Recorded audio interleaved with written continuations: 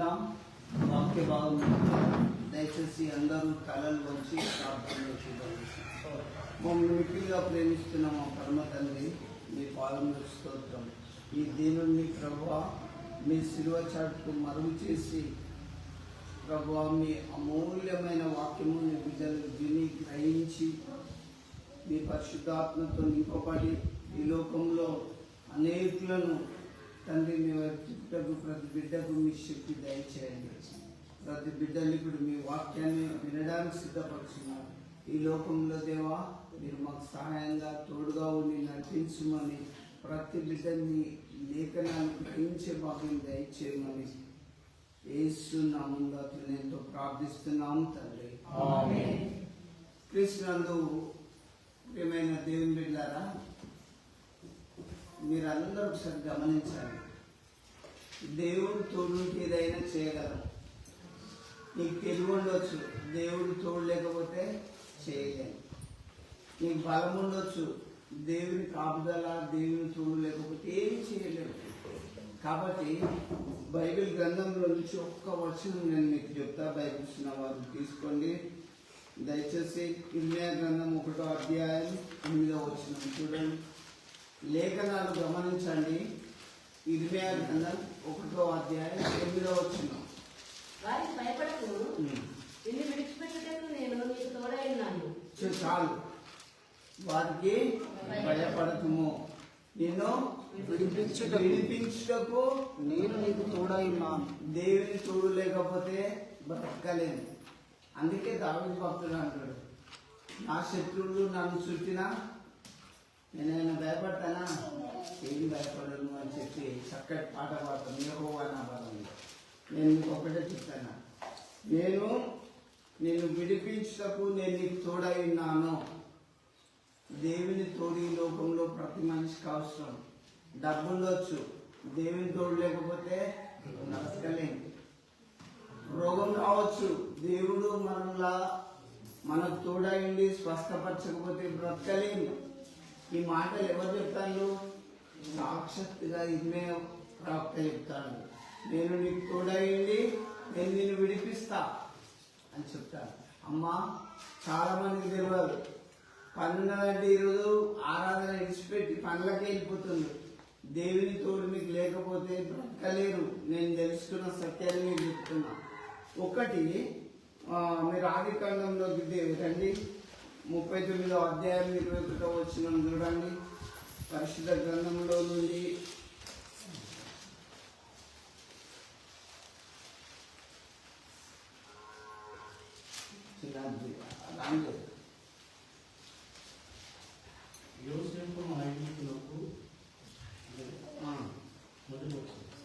ముప్పై అధ్యాయము 21వ వచనం. యెహోవా యోసేపునకు తోడైండెను. అతని ముందు కనికరపడి అతని మీద ఆ దేశా యొక్క అధిపతికి కటాక్షమును కలుగజేశాడు.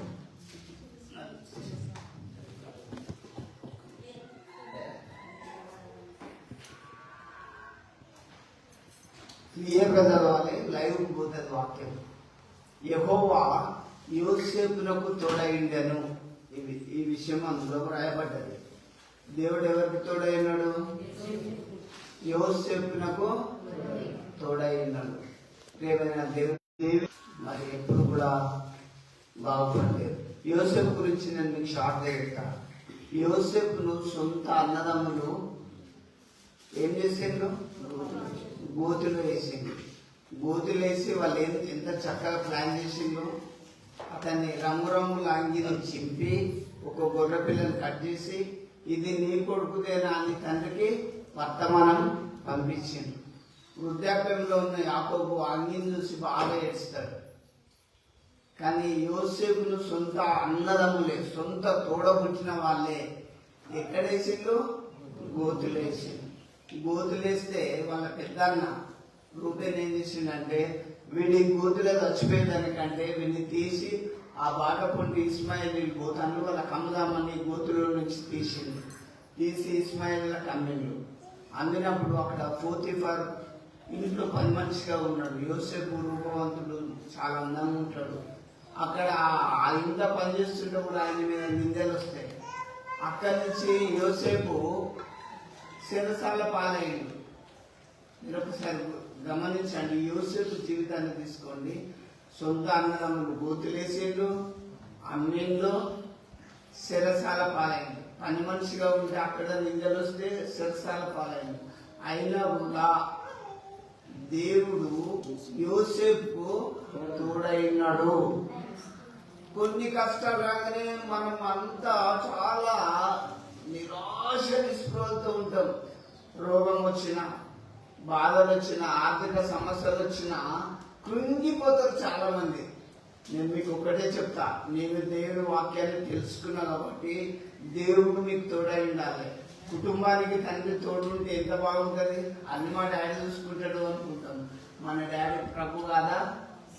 యోసేపును గోతులేసిండు, అమ్మిండ్లు, పని మనిషిగా పోయిండు, చెరసాల పాలైండు. అయినా కూడా యోసేపు అక్కడ బైబిల్ ఏం రాయబడ్డది? యెహోవా యోసేపునకు తోడైండెను. దేవుడు నీకు తోడుంటే జీవితంలో ఎవ్వరు ఏం చేసినా ఏం భయం లేదు. దేవుని తోడు కావాలి. దేవుని తోడు మీకుంటే ఏం భయం లేదు ఈ జీవిత యాత్రలో. నా బంధువులు నన్ను విడిచిపెట్టవచ్చు, మన రక్త సంబంధులు అందరూ కూడా మనం వెళ్ళవేయవచ్చు, దూరం చేయవచ్చు. కానీ దేవుని తోడుంటే ఆయన మనల్ని చాలా దీవిస్తాడు. యోసేపు సొంత అన్నలే అంత మరి కోతులేసి అమ్మిళ్ళు. కానీ వీళ్ళు ఏమనుకుంటాను, ఆ 30,000 రూపాయలు తీసుకుని వాడు ఎక్కడో పోయిండు అనుకుంటాను. జాలి, ప్రేమ, కరుణ, దయ ఉన్న అన్నదమ్ములకు లోకంలో కూడా దేవుడు వెళ్ళారా? నేను మీకు ఒక్కటే చెప్తున్నా, దేవుని వాక్యం చక్కగా విని ఆశీర్వాదింపబడండి. ఇక్కడ సొంత అన్నదమ్ములే అమ్మినప్పుడు యోసేపు ఎంత బాధపడవచ్చు? తోబుట్టులని నమ్మితే అమ్ముతారా? దేవుని వాక్యానికి గుడికొచ్చి మాట్లాడతావా? గుణమున్నదా లేదా అర్థం చేసుకోవాలి. గుడికొచ్చి నిద్రపోతే నువ్వు ఎందుకు వచ్చేది? భక్తి ఉంటే గుడికి రావాలి, భక్తి లేకపోతే రాకండి. దేవుడు నీకు తోడై ఉంటే మీరు రావాలి. దేవుడు నన్ను దీవించాలనుకుంటే ఆలయానికి రావాలి, ప్రార్థన చేసుకోవాలి, దేవుని ఆశీస్సులు పొందుకోవాలి. నా ప్రియ దేవుని బిడ్డలారా, నేను మీకు ఒకటే చెప్తున్నా, ఇన్ని శ్రమలు అనుభవించిన యోసేపుకు ఆ వాక్యం ఏం చెప్తుంది? యెహోవా యోసేపునకు తోడైండెను. దేవుడికి తోడైనాడా లేడా? చూడండి దేవుని బిడ్డలారా, దేవుని తోడు నీకుంటే లోకంలో ఎక్కడైనా నువ్వు క్షేమంగా ఉంటావు. అందుకే దేవుని తోడు కొరకు వేచి చూడాలి, కనిపెట్టాలి. దేవాన్ని సహాయం బట్టి మమ్మల్ని దీవించమని చెప్పాలి. నేనేదో ప్రార్థన చేస్తే రోగాలు పోతాను అనేది కాదు. దేవుని తోడు మీకు ఉండాలి. నా ప్రియ దేవుని బిడ్డారా, గట్టిగా చెప్తున్నా, ఇక్కడ యోసేపు గోతిలో పడ్డా తోడైనాడు, అమ్మినా తోడైనాడు, చెరసాల్లో ఉన్నా తోడైనాడు. అయితే ఆయన దేవుడు తోడైతే ఒకరోజు ఏమేం తెలుసా? రాజు పడ్డ కళ దాని భావాన్ని చెప్పే శక్తి లోకంలో ఎవరికి లేదు. ఆ దేశంలో ఎవరికి వచ్చింది ఆ ఒక్క శక్తి? యోసేపు మాత్రమే ఉన్నది. యోసేపుని పడ్డ కళ దాని భావం చెప్పే సామర్థ్యుడు అని చెప్తాడు. అతన్ని మళ్ళీ రాజు దగ్గరకు తీసుకొస్తే, రాజా నువ్వు పడక మీద నిద్రిస్తున్నప్పుడు 7 బక్కావులు 7 బలిసిన ఆవులను మింగినాయి, 7 పీల కంకులు 7 బలిసిన కంకులను మింగినాయి. దాని భావం 7కి 7 సంవత్సరాలు అని చెప్పిండు. ఆ భావం అంతా చెప్పేవారు. అప్పుడు రాజు తన బిడ్డనిచ్చి యోసేపు పెళ్లి చేస్తాడు. అప్పుడు యోసేపు ఐగుప్తు దేశానికి 2వ రాజు అయింది. దేవుడు తోడుంటే ఏ స్థాయిలోనైనా ఆశీర్వాదింపబడగలుగుతాడు. వాళ్ళు నీ పేరు చెడ్డదని కొట్టివేసినా భయం లేదు, నిన్ను రిజెక్ట్ చేసినా పర్వాలేదు. నా నిమిత్తము జనులు మిమ్మల్ని నిందిస్తారు, హింసిస్తారు, నీ మీద అబద్ధంగా చెడ్డ మాటలు ఇలా పలుకుతారు, అయినా సంతోషించి ఆనందించుడి, పరలోకంలో మీ ఫలం అధికమైతుంది. నీ కులం నిలుపు అంటారు, నువ్వు ఏం అవసరం లేదు, నువ్వు ఆ చచ్చిపోతాను అంటారు. అయితే దేవుడు మనకు తోడైంటే, దేవుడు నా కాళ్ళలో లేని కాళ్ళ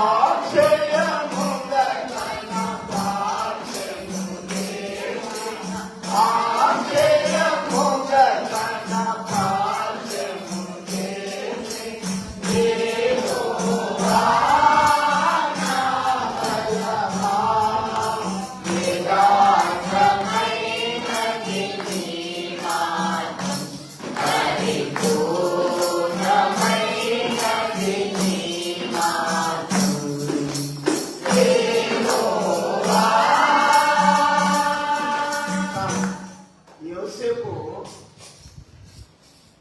గోతిలో పడ్డా, చెరసాల్లో పడ్డా, జైల్లో పడ్డా, ఎక్కడున్నా యోసేపు తోడైనా. అలా ఉన్నప్పుడు రాజు బిడ్డనే వివాహం చేసేది. మీకు అర్థం కావడానికి షార్ట్గా చెప్తున్నా. అవును కదా, మరి దేశంలో కరువు వచ్చేసింది, రేషన్ ఏ షాప్లో లేదు. ఇప్పుడు మీరు ఇక్కడ గమనించాలి, మాట్లాడద్దు. రేషన్ ఎక్కడ లేదు. దేవుని బిడ్డలారా, ఏ చేతులు గోతిలో వేసినాయో ఆ చేతులే పోయి ఇట్లా మొక్కుతున్నాయి, అయ్యా మాకు రాషన్ కావాలని. అప్పుడు యోసేపు అన్నలను గుర్తుపట్టిండు. కానీ మా తమ్ముడు రాజు అవుతాడని అనుకున్నాడా? ఒక్కసారి గుర్తుపట్టుకో, పరిస్థితులు ఎప్పుడొక తీరులో దేవునితో సావాసం చేసి దేవుని దగ్గర నీ మోకాలు ఉంచినప్పుడు, దేవునితో నువ్వు రోజు ప్రార్థన చేసినప్పుడు నీ జీవితం మారిపోతుంది. వింటున్నా? క్రైస్తవుడు అంటే మామూలు వాడు కాదు. రాజులను రాజ్యాలను కదిలించే శక్తిమంతులు. దేవుని బిడ్డలారా, నేను చెప్తున్నా, ఏ పరిస్థితుల్లోనైనా యోసేపు గోతిలో పడ్డప్పుడు ఎంత దెబ్బలు తప్పొచ్చు, ఎంత ఏడవచ్చు, అవునా? కానీ ప్రార్థన మానలే. దేవుని తోడు ఆయనకు ఉన్నది. చెరసాలలో వేసినప్పుడు ఎవరు నాని వాళ్ళు ఉన్నారా? సొంత అన్నదమ్ములు, 10 మంది అన్నదమ్ములు ఎవరైనా ఆదుకున్నారా? తమ్ముడా రా, నేను ఉన్నాను, తీసుకొచ్చి ధైర్యం ఇచ్చిందా ఎవరైనా? అందుకే నేను మీకు చెప్తున్నా, మీకు దేవుని తోడు అవసరం. ఏ స్థితిలోనైనా దేవుని తోడు ఉండాలి. నువ్వు 10 మందిని కన్నా నీకు అక్కడికి రాడు, చచ్చిపెట్టాడు ఎవడుకొని, నేను కూడా పోయారు. బాగా గుర్తు పెట్టుకోండి. దేవుని ప్రియమైన బిడ్డలారా, దేవునితో సావాసం ఉంటే దేవుని తోడు మీకు ఉంటుంది. ఇక్కడ యోసేపుకు సొంత అన్నలు వచ్చి, ఇప్పుడు కరువు వచ్చింది కదా, ఎక్కడ రైషన్ కొందామన్న లేవు కాబట్టి, ఎక్కడ తినడానికి రైస్ గోధుమలు కావాలంటే ఐగుప్తు దేశానికి రాజు దగ్గరికే పోవాలి. అయ్యా మాకు ఇది కావాలన్నప్పుడు పోయి రాజు దగ్గర పోయినప్పుడు మర్యాద ఉండాలి కదా. వందనాలు చెప్తాను. ఏ చేతులు అయితే బట్టి గోతులు వేసినాయో ఆ చేతులే వందనాలు చెప్పేసినాయి. యోసేపు లోపల బాగా ఏడ్చుకున్నాడు, ప్రేమించిండు. వాళ్ళకి అన్ని అతిథి మర్యాదలు తీసి పెట్టి తండ్రిని కూడా తీసుకొచ్చుకున్నాడు. ఇట్లా నేను మీకు చెప్తున్నా, ఈ లాస్ట్ మూమెంట్ లో మీరు ఫలానోళ్ళు మీ తండ్రి ఉన్నాడంటే తీసుకురప్పమని చెప్పిండు. నేను రాజులని అప్పటికి కూడా పరిచయం చేసుకోలే. యాకోబుని తీసుకొచ్చినాక అప్పుడు అంతకాలం కొన్ని శ్రమలు వస్తాయి, మనకు కొన్ని బాధలు వస్తాయి, దిగదారిపోవద్దు. క్రీస్తులో ఎప్పటికీ నువ్వు బాగా ఆశీర్వదింపబడాలా. యోగుని తీసుకో, ఎంత రాసాడు, యెహోవా ఇచ్చాను, యెహోవా తీసుకున్నాను, యెహోవా నామమునకు స్తుతి కలుగును గాక. కష్టంలో కూడా స్తుతించిండు. మీరు అరే ఆ చర్చికి పోయినా ఈ చర్చికి పోయినా రోగం దగ్గర దేవుని పరిస్థితి, దేవుడు నీ పట్ల ఏం తేవాల్సిందో కనిపెట్టు. దేవుని తోడు నీకుందా లేదా వివేచించి ఆలోచించు. దేవుని దగ్గర బాగా ప్రార్థన చేయి. మీరందరు నాకు ప్రార్థన చేయలేదా? ప్రభాకర్ సార్ ఇట్లా పిల్లలతో సహా నేను హాస్పిటల్లో ఉన్నప్పుడు వచ్చిండు. వాళ్ళు వచ్చినప్పుడు నాకు నోటి మాట లేదు, కానీ అక్కడ మోకరించి ప్రార్థన చేసినప్పుడు తర్వాత రవీంద్ర చెప్పిండు, సార్ వచ్చింది ఇలా ప్రార్థన చేసిండు. ఎందుకు చెప్తున్నాడంటే దేవుడు నాకు తోడుంటేనే బ్రతికిన. వాళ్ళ ప్రార్థన కూడా దేవుడు విన్నాడు. నన్ను కార్లు వేసుకుపోయేటప్పుడు మీరు అంత ప్రేక్షకులాగా చూడలేదా? దేవుని బిడ్డలారా, నారాయణ కూడా నాకు చెప్పిండు, ఆశ్రయాల్లో రేపు చచ్చిపోతామని ఊర్లో అందరూ చూస్తాను నీ కొరకన్నాడు. కానీ నా దేవుడు నాకు తోడున్నాడు. నా దేవుడు మీకు తోడుండాలి, నా సంఘస్థులకు ఉండాలి, నా వాక్యం వినే వాళ్ళకు ఉండాలి. మీరు దిగలారిపోవద్దు. దేవుడు యోసేపునకు తోడైండేను. గోతుల పడ్డప్పుడున్నాడు, పని మనిషి ఉన్నప్పుడు ఉన్నాడు, నిందలు మోసినప్పుడు ఉన్నాడు, సింహాసనం ఎక్కినప్పుడు ఉన్నాడు, అన్నింటిలో యోసేపునకు తోడై ఉన్నాడు. కాబట్టి ఆ దేవుడే నాకు తోడై ఉన్నాడు, మీకు కూడా దేవుడు తోడై ఉండాలి. వింటున్నా దేవుని బిడ్డారా? దేవుడు తోడై ఉంటే మీ జీవితాలు మారిపోతాయి, ఆశీర్వాదింపబడతారు ఈ భూమి మీద. ఇంకొకటి కూడా నేను మీకు జ్ఞాపకం చేస్తాను, దయచేసి తీసుకోండి. నిర్గమకాండం 4వ అధ్యాయం 12వ వచనం క్లియర్ గా చదవండి. నిర్గమకాండం 4వ అధ్యాయం 12వ వచనం చూడండి. కాబట్టి వెళ్ళుము, నేను నీ నోటికి తోడై ఉండి నీవు ఏమి పలకవలసినదో నీకు బోధించదని అతనితో చెప్పాను. చూడండి, ఈ మాటలు దేవుడు చెప్తాడు ఎవరితోటి? మోషేతోటి. దేవుడు మోషే ఏమన్నాడు తెలుసా? దేవుడా, నేను నట్టివాడను, నేను రాజు దగ్గర పోలేను, నేను మాట్లాడలేను అంటాడు. కానీ దేవుడు ఏం చెప్తాడు? మోషే, నేను నీ నోటికి తోడైంట, నువ్వు అక్కడ ఏం మాట్లాడవలసిందో నేను నీకు బోధిస్తా, పో నువ్వు. ముద్దు దేవుడా, నేను నచ్చవాలన్నా కూడా దేవుడు తోడుంటాను అన్నాడు. అందుకే నేను మీకు ఏం చెప్తున్నా, దేవుని తోడుంటే రాజులను రాజ్యాలను సైతం మనం జయిస్తాం. అల్పుడేద కాదు, దేవుడు రాజుల మీద నిలుపుతాడు. దేవుడు మరి మోసే నోటికి తోడైనాడు. ఇర్మియా గురించి కూడా ఒకసారి చెప్తాడు. ఇర్మియా, నేను నీ నోటిలో నా మాటలు ఉంచి ఉన్నాను, పడగొట్టుటకు, విరగొట్టుటకు, నాటుటకు, కట్టుటకు. ఈ రోజు జనుల మీద నీకు అధికారం ఇస్తున్నా. జనాల మీదనే దేవుడి సేవకులకు అధికారం ఉంటుంది. దేవుడు ఎవరికైతే తోడుంటాడో ఆ అధికారం ఇస్తాడు. దేవుడు ఏం పలకవలసిందో ఖచ్చితంగా దేవుడిని ఆ మాటలు నోటిలో ఉంచుతాడు. పోయిండు దేవుడికి సాటిగా చెప్తున్నా, అయ్యా మేము ఈ ఇశ్రాయేలు అందరం మా దేవుడికి మేము బలార్పించుకుంటాం, మాకు పర్మిషన్ ఇవ్వమంటే ఫరో రాజాయే ఇయ్యన్ అన్నప్పుడు ప్రభా ఇస్తలేడు కదా అంటే 10 తెగులు పంపించండి. ఎక్కడ నీళ్లు తాగమని ఆ ఐగుప్తుని ముంచుకున్న రక్తమే వస్తుంది. ఏ కుండల చూడు, ఏ ట్యాప్ చూడు, ఏ మోటార్ చూడు, ఏ పొలంల చూడు, ఏ చెరువుల చూడు, ఎక్కడ చూడు ఏమొస్తుంది? రక్తమే. నీళ్ళ రక్తంగా మార్చేసిండు. నువ్వు చేయెత్తి ఇట్లా కొట్టు, అంత రక్తం అయిపోతుంది మోసే అని చెప్పిండు. అంత పవర్ ఇచ్చిండు. ఇప్పటి వాళ్ళు అయ్యగారులు చాలా వీక్ ఉన్నారు. వాళ్ళు పవర్ఫుల్ గా లేరు, పవర్ లెస్ లో ఉన్నారు. పవర్ ఉంటే ఎట్లుంటే తెలుసా? అవునుగా కంటే జరిగిపోవాలి. దేవుని బిడ్డారా, అసలు దేవుడు తోడు నోచుకుంటాడు అనే విషయం ఇలా తెలవాలి కదా. నువ్వు ఏం పలకవలసిందో ఆ గడియలో పరిశుద్ధాత్మ దేవుడు మీలో మాట్లాడతాడని కూడా మరొక చోట రాయబడి ఉన్నది. దేవుడు నోటికి తోడై ఉంటాడు. ఇర్మియా దేవుడితో ఏమంటాడు? అయ్యా, నేను వాడతాను కదా, నాకు అంత శక్తి లేదు కదా, నేను ఎట్లా మాట్లాడాలంటే, ఇర్మియా నువ్వు వాడదని అనకు, నేను నీకు తోడై ఉంటా, నువ్వేం పలకవలసిందో నేను నీకు తోడై ఉంటానని చెప్పిండు. నా ప్రియ దేవుని బిడ్డలారా, ఏం భయం లేదు. దేవుని తోడుంటే లోకంలో ఏదైనా సాధించగలగలుగుతాం. ఇక్కడ మోసే 10 తెగుళ్ళు దేవుడు చెప్పినట్టు 10 తెగుళ్ళు ఆ ఐగుప్తీల మీద పంపినాక అప్పుడు కానీ రాజు పిలిచి మోసే పో, మీ దేవుని ఆరాధించుకోకండి అని చెప్పి పంపించేసాడు. అప్పుడు అబ్బా మీరు వెళ్ళిపోతాను వచ్చాను, వెనుక శత్రుడు ఐగుప్తీయులు వస్తాను, ముంగట ఎర్ర సముద్రం వచ్చింది. దేవా ఏం చేయాలి ప్రభా? ముందు సముద్రం ఉంది, వెనుక శత్రువులు ఉన్నారు, ఏం చేయాలి ప్రభా? ఎటు దోషని స్థితి, ఏం చేయాలి ప్రభా అన్నప్పుడు మోసే, నువ్వు నాకు ఎందుకు మొరబెడుతున్నావు? నీ చేతిలో ఏమున్నది? కర్ర, ఇట్లా కొట్టు. ఆ సముద్రాన్ని ఇట్లా కొట్టమనగానే ఇటున్న నీళ్ళు ఇటు కూడా అయింది, ఇటున్న నీళ్ళు ఇటు కూడా అయింది. వాళ్ళు ఎంత చక్కగా సముద్రం మధ్యలో ఆరిన నేల మీద నడుచుకుంటూ వెళ్ళిపోయిండు. నీకు చిన్న రోగం రాగానే టెన్షన్స్, చిన్న సమస్య రాగానే అబ్బా ఇంత వచ్చిందా? నీ భక్తి ఎంత ఉన్నదో చూస్తే తెలుస్తుంది. వాస్తవాన్ని దేవుని బిడ్డారా, మన నీతి మురికి గుడ్డలని మనం ఎప్పుడూ గుర్తుపెట్టుకోవాలి. ఇంకా దేవునిలో అనుదినం దినదినం ఎదుగుతూ ఉండాలి. దేవాన్ని సహాయం మీ తోడు కావాలి అని మనం ప్రార్థించుకుంటూ ఉండాలి. ఇక్కడ దేవుడు ఎవరైతే తోడున్నాడు? ఇప్పుడు యోసేపునకు, ఇంకా మోషేకు తోడైనాడు, ఇంకా ఇర్మియా కూడా. మరి మీకు తోడైనా అవుతా ఈ లోకంలో.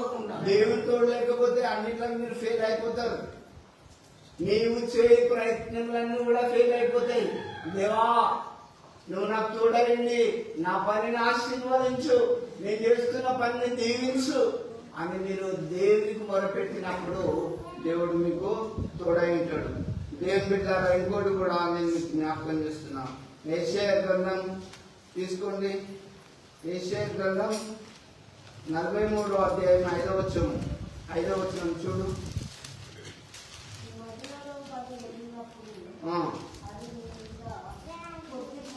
నదులలో పడి వెళ్ళినప్పుడు అవి నీ మీద కొద్ది పారవు, జ్వాలలు నిన్ను కాల్చవు. ఇక్కడ ఈ వచనాన్ని మీరు ఇది చెప్పింది కరెక్ట్. దేవుడు యెషయా ద్వారా పలికిండు.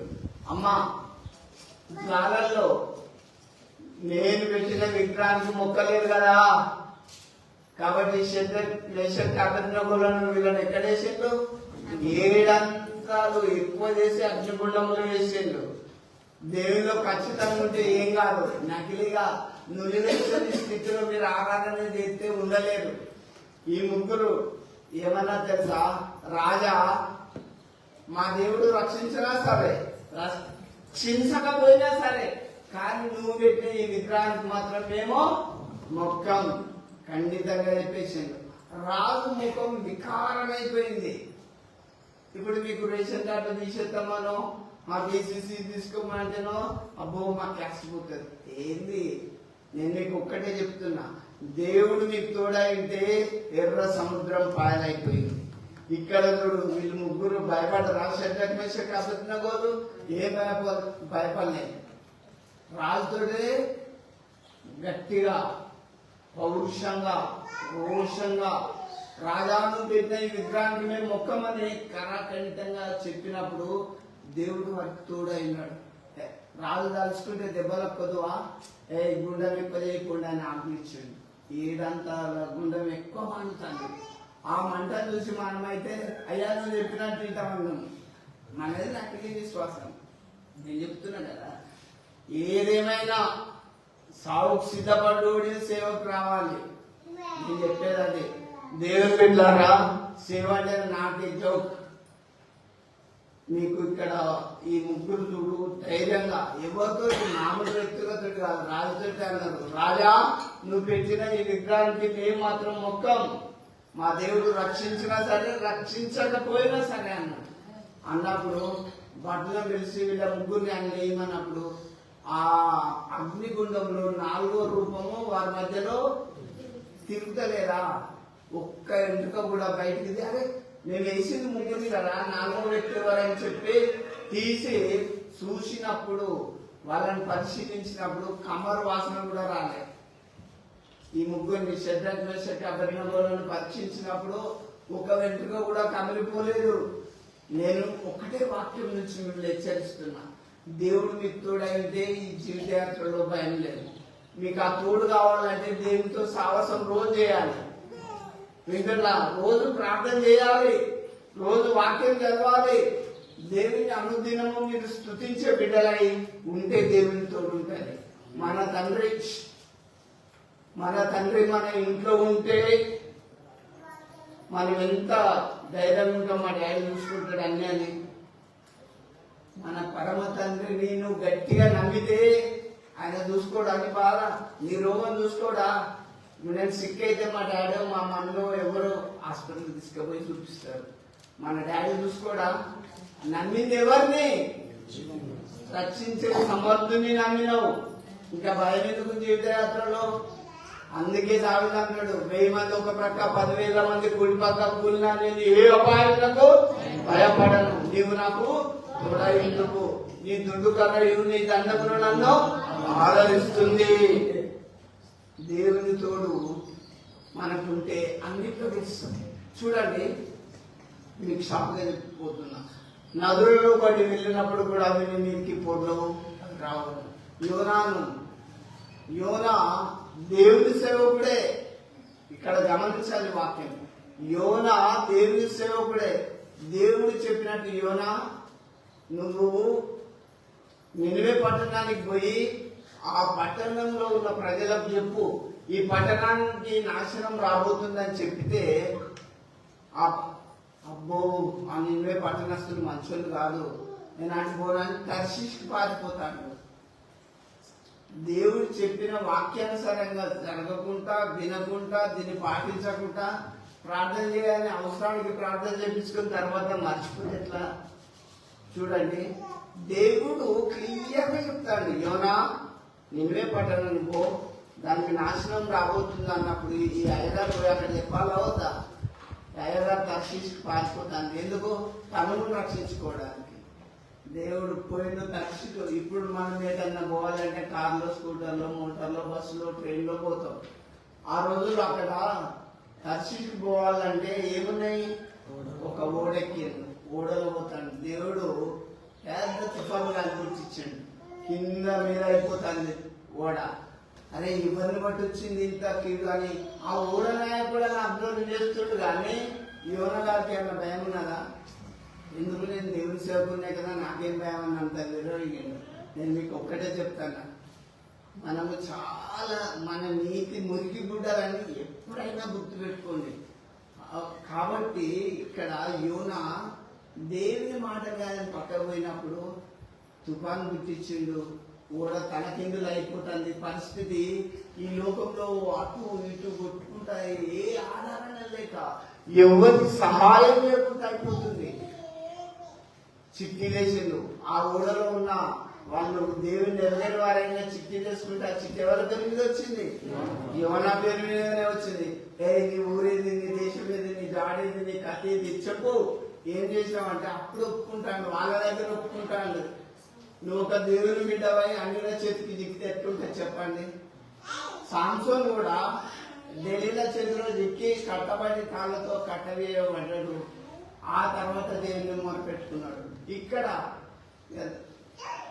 యోనా దేవుని బాగా ఒక్కసారి జ్ఞాపకం చేసుకొని అర్థం చేసినప్పుడు దేవుడు ఒక మత్స్యము యోనాను మింగవలనని ఆ మత్స్యముకు ఆజ్ఞాపించింది. వాళ్ళు ఎత్తి అయ్యా అనబట్టే ఈ కీడు మీ అందరికి వచ్చింది, నన్ను లోపల వేసేయండి సముద్రంలో అనగానే పట్టి వేసేసింది లోపల. సముద్రంలో వేసినాక దేవుడు మత్స్యానికి ఆజ్ఞాపించింది ఏమని? ఆ యోనను తక్కువను మింగాలని చెప్పి. ఆయన పడే పడడంతో మత్స్యం ఒకటి యోనాను మింగి వేసింది. నీకు తెలుసా, దేవుని చిత్తం లేకుండా పెంటక తెలుపు కాదు, నలుపు కాదు. నువ్వు ఈ లోకాన్ని నువ్వు ఎంత చదవచ్చు, లోకంలో ఉన్న పుడమిపై విద్యలన్నీ పూర్తి చేయవచ్చు. ఎప్పుడు చదవో తెలుసా? నువ్వే ఉన్నతమైన మేధావి కావచ్చు, ఎప్పుడు చదవో తెలుసా? ఇదే మర్మం మనిషికి దాయపడ్డది. అది తెలుసుకోవడానికి నీకు దేవుడి తోడై ఉండాలి. దేవుని బిడ్డారా, దేవుని తోడు అనేది చాలా అవసరం. నీకు రోగం వచ్చినా దేవుని తోడు ఉండాలి, కష్టం వచ్చినా దేవుని తోడు ఉండాలి, దుఃఖం వచ్చినా దేవుని తోడు ఉండాలి. దేవుని తోడు లేకపోతే జీవితం ఆగమైపోతుంది. నేనైతే దేవుని కొరకు కనిపెట్టుకొని చున్నాను అంటాడు.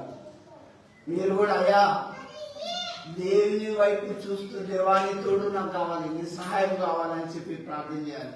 ఇక్కడ యోనాను మింగేసింది మత్స్యం. మరి మింగేసినప్పుడు ఆ శాప మంచిగా అటు ఇటు దొరుకుతుంటూ భూమి యొక్క సముద్రం యొక్క అడుగు భాగంలోకి వెళ్ళిపోతాయి. అప్పుడు యోనా ప్రార్థన చేస్తాడు, చేపకడుతూ, దేవా నన్ను ఒకసారి జ్ఞాపకం చేసుకో, మళ్ళీ నేను పైకి భూమి మీదకి వచ్చేంత స్టేజ్ లో లేను. ఉన్నాడా? ఎంత చిన్న రోగానికే, చిన్న సమస్యకే నువ్వు ఉరుకు, డాక్టర్లో పెట్టి ఉరుకు. మనుషులే కదా డాక్టర్లు కాదా? దేవుని తోడు కొరకు కనిపెట్టు. ఫస్ట్ దేవుడు రియల్ గా మాట్లాడతాడు.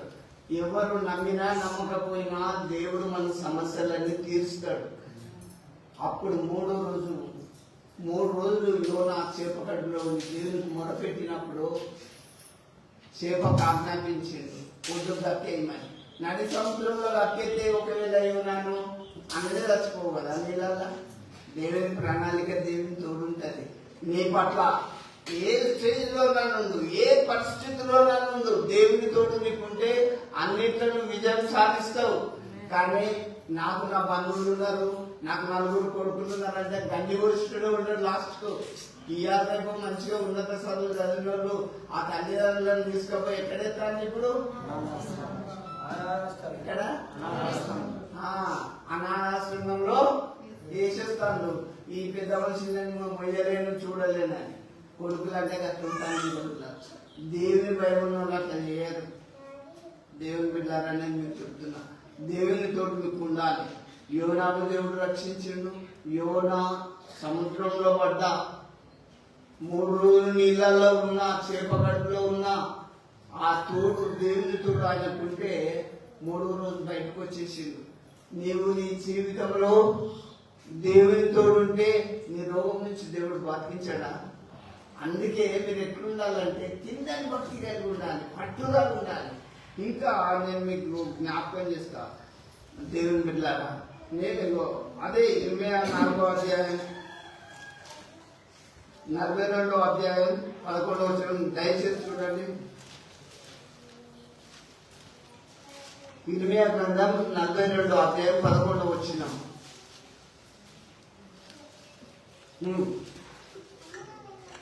ఇవన్నీ చదవండి. ఇర్మియా గ్రంథం 42వ అధ్యాయం 11వ వచనం. మీరు బబులోను రాజునకు భయపడుచున్నారే, అతనికి భయపడకూడి, అతని చేతుల నుండి మిమ్మల్ని తప్పించి మిమ్మల్ని రక్షించుటకు నేను మీకు తోడై ఉన్నాను. చూడండి, దేవుడు ఇశ్రాయేలులకు చెప్తాడు, మీరు ఏ రాజులకు భయపడకండి, నేను మిమ్మల్ని రక్షిస్తా, నేను మీకు తోడై ఉంటా అని చెప్తాను. నేను మీకు అర్థమయ్యేటట్టు దిగుతున్నా. అమ్మా, దావీదు చాలా చిన్నోడు, 6 మూల జానెత్తున్న గులియాతు దావీదు ఎంత చిన్నోడు, చాలా చిన్నోడు. దావీదు వృత్తి గొర్రెల కాసేవాడు. ఆ గొర్రెల కాడ ఒడిసాల రాజు తిప్పుకుంటా వాటిని వీటిని కొట్టుకుంటుండేటోడు. గొర్రెల దగ్గరికి ఏమన్నా మరి సింహాలు ఎలుగుబాటికి చూస్తే ఒడిసాల రాయి పెట్టి కొట్టేటోడు. దేవుని ఎప్పటి స్తుతించేటోడు, చక్కటి పాటలు పాడే వరం ఉంది దావీదుకు. అలాంటి దావీదు ఆ గులియాతు వాళ్లకు ఫిలిస్తీన్లకు యుద్ధం జరుగుతుంటే దావీదు అన్నలు పెద్ద వీళ్ళు ఆర్మీలో పనిచేసిన వాళ్ళు యోధులు. అయితే ఆ గులియాతు 6 మూల జాతి వ్యక్తులను చూసి ఇశ్రాయేలు అంతా పరిగెత్తి పారిపోతారు. కానీ దావీదు చిన్నోడే, నేను ఆ గులియాతును, ఆ సున్నతి లేని ఆ ఫిలిస్తీన్ని చంపుతా, నాకేమిస్తారని అడుగుతారు. వాళ్ళు అన్న చెట్లు ఎంటికలు పడతారు, అరే ఇది ఉన్నది కింద గదంతా ఎందుకు అడుగుతారు ఆయన. నేను మీకు ఒకటి చెప్తున్నా, మళ్ళీ అన్ని తప్పించకపోయి మళ్ళీ ఇంకో గుంపులు అడుగుతాడు. నేను ఆ గులియాతు నేను చంపుతా, నాకేమిస్తారు అంటే రాజు దగ్గరకు తీసుకుపోతారు. రాజు దగ్గరకు తీసుకపోతే, సౌలు రాజు దగ్గరకు తీసుకపోతే, రాజా ఆ సున్నతి లేని ఫిలిస్తీన్ని నేను ఈజీగా చంపేస్తాను, మీరు ఎందుకు భయపడతాను అంటే, నువ్వు ఇది అందేసుకో, స్థిరస్థానం, ఈ వెపన్స్ అన్ని వేసుకోమంటే ఎంపీ పడతాడు. ఏనాడు కదా వచ్చింది కూడా. అలాంటి సమయంలో ఈ బిడాల రాజాన్ని ప్రార్థన చేసి ఒడిశాల్లో రాయి పెట్టి గిరగిర తిప్పి నొసలు కొడితే ఒకటి దెబ్బలు వచ్చింది. అప్పుడు ఇశ్రాయేలు ఏమంటారు తెలుసా, దావీదుకు జయం అని చెప్తారు. అప్పుడు సౌలు రాజు కోపొస్తుంది, నేను ఇశ్రాయేలు రాజునైతే నన్ను అంటలేరు, ఈ దావీదుకు జయం అంటానని కోపొస్తుంది. ఏ రకంగా నేను ఈ దావీదుని చంపేయాలని ఆయన ప్లాన్ చేస్తారు. దేవుని బిడ్డలారా, అన్ని శ్రమలలోకి వెళ్ళి దావీదు మరి తప్పింపబడి, మరణంలోకి వెళ్ళి విడిపింపబడి మరి దేవుని స్తుతించాడు. నేను మీకు ఒకటే చెప్తున్నా, ఎవడో మంత్రాలు చేస్తాడు, ఎవడో నా పరువుడు ఉన్నాడు, పారుడు ఉన్నాడు, ఎవ్వడేం చేయలేడు. ఆయన చిత్తం లేకుండా ఒక ఇంటికి రాలిపోదని మరీ చెప్తున్నా. దేవుని బిడ్డలారా, మీరు వాక్యమందు నిలిచిన వారైతే, ప్రార్థనలో పట్టుదల వారైతే, విశ్వాసంలో స్థిరమైన వారైతే ఏం భయం లేదు. రోగం వస్తుంది, కష్టం వస్తుంది, ఆర్థికంగా కృషించిపోతుంది. చూడండి, నేను మీకు ఇంకోటి జ్ఞాపకం చేస్తా. ఒక విధవరాలు ఇది తెలిసిన విషయమే, షార్ట్ చెప్తున్నా. ఒక విధవరాలు అప్పుల బారిన పడిపోతుంది. చిన్న పిల్లలను తీసుకుపోయి ఎవరైతే అప్పించిందో వీళ్ళు నాకు పని చేయడానికి సంవత్సరం చూసుకోవడానికి తీసుకపోతే ఆ విధవరాలు దైవజనుడు ఎల్షా దగ్గరికి వచ్చి, అయ్యా నా భర్త ఎట్లాంటి మీకు తెలుసు, చచ్చిపోయింది కదా, నా చిన్న పిల్లలను పని తీసుకుపోతాను, నా దగ్గర ఏం లేదంటే ఆ దైవజనుడు ఏమన్నట్టు తెలుసా, అమ్మ నీ దగ్గర ఏమున్నదంటే, అయ్యా నా ఇంట్లో ఏమీ లేదు, బుద్ధిలో కొద్దిగా నూనె ఉన్నది అని చెప్తాను. అయితే ఇరుగు పొరుగు వారి కుండలన్నీ తెచ్చి నీ ఇంట్లో పెట్టుకో అని చెప్తాడు. తెచ్చి ఆ బుద్ధిలో ఉన్న నూనె ఆ కుండలన్నీ నింపుకొని అన్ని అప్పు తీసుకపో అంటాడు. ఈ రోజుల్లో అలా దైవజనులు అట్లున్నారా? అప్పులు తీరడు, రోగాలు పోవు, ఏది పోదు. ఎంత దిగదారని తెలుసా? నిజంగా నేను చెప్తున్నా, క్రైస్తవ్యంలో రోషం కలిగి ఉండాలి తెలుసా. వెంటనే ఆ విధవరాలు పోతుంది, ఇరుగు పొరుగు వారు ఇంటి ఆ ఇంటి కుండలన్నీ తెచ్చి తలుపులేసి ఈ గుడిలో నూనె పోతుంటే అన్ని కుండలన్నీ నిండిపోయినాయి. ఇల్లు నిండా ఇప్పుడు ఏమైనాయి? నూనె కుండలతో నిండిపోయింది ఇల్లు. నీ జీవితం ఎప్పటికట్టు ఉంటారా? నువ్వు వేసుకున్నావు గట్టిగా నమ్ము, నీ జీవితం మారిపోతుంది, నీ రోగం పోతుంది. అందుకే దావీదు ఈ అనుభవంలోకి వచ్చిండు. నా కాళ్ళలో లేని కాళ్ళకే